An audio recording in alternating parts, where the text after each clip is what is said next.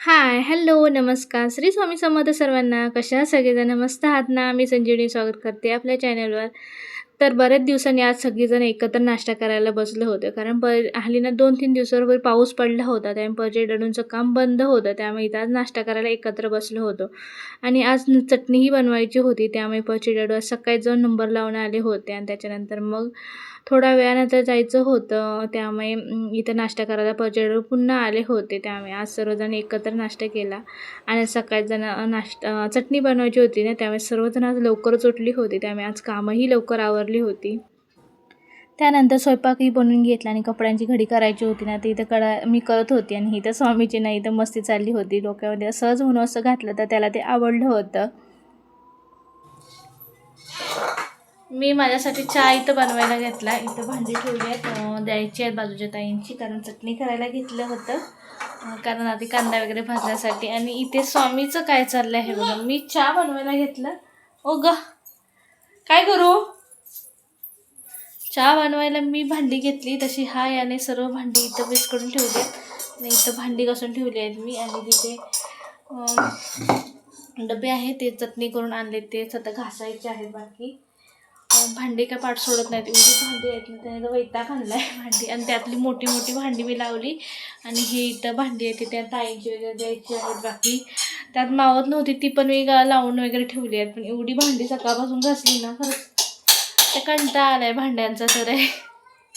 त्यानंतर परचे डॅडूही आले होते. आणि चटणी त्यांना पहिली ओपन करून ठेवली, कारण खूपच गरम होती. त्यामुळे उघडून वगैरे ठेवली. आणि त्याच्यानंतर मग मी चहा प्यायली होती, पण परचे डॅडूने काही चहा प्यायली नव्हती. आणि त्यांना काय चहा नको होता. त्यामुळे फ्रीजमध्ये अर्धं कलिंगड कापून ठेवलेलं होतं, तेच यांनी काढलं. कारण एका वेळी का पूर्ण काय संपत नाही, त्यामुळे अर्धं फ्रीजमध्ये तसंच होतं, ते काढून वगैरे घेतलं. आणि इथं खायला घेतलं होतं. आणि स्वामी बघा पूर्ण थंड होता आणि त्याची रिॲक्शन कशी आहे. त्यानंतर कलिंगड वगैरे खाऊन घेतलं आणि परची डॅडू गेले बाहेर.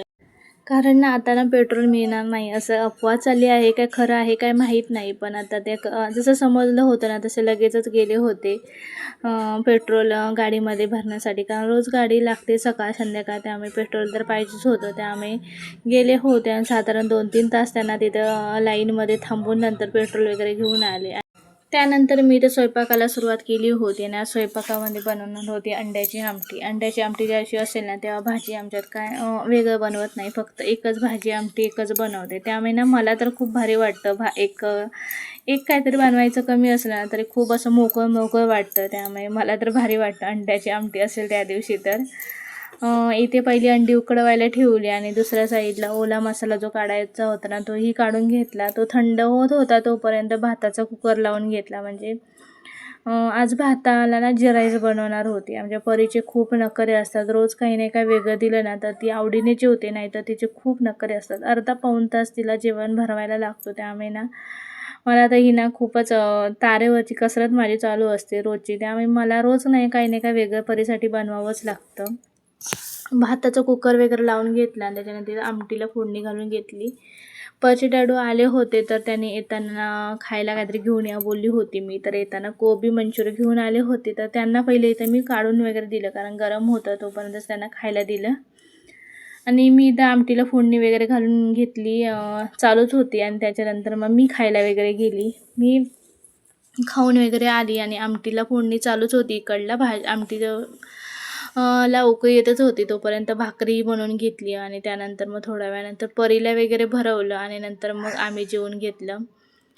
जेवण आम्ही ना बाहेरच हॉलमध्ये जेवायला बसतो. अगोदर टी व्ही बघत असं बसायचं, ती सवयच लागली बाहेर हॉलमध्ये जेवायला बसण्याची. आणि बाहेर जेव्हा जेवण घेतलं ना, का परीचं स्वामीचं आमच्या सुरू झालं जेवण वाढायला, किंवा ते सारखं भामटी डवं भाजी डवं असं सुरूच असतं. आणि रोज आम्हाला खूपच वैताग देतो. मला वाटतं यावेळेला त्याला झोपवावं, पण आता जर झोपवलं तर नंतर काय झोपतच नाही. त्यामुळे त्याला काय झोपत वगैरे नाही.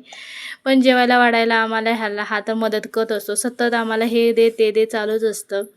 चला, तुम्हाला आजचा व्हिडिओ कसा वाटला हे कमेंट करून सांगा. व्हिडिओ आवडल्यास व्हिडिओ लाईक करा आणि चॅनल सबस्क्राईब करा. भेटूया पुढच्या व्हिडिओ.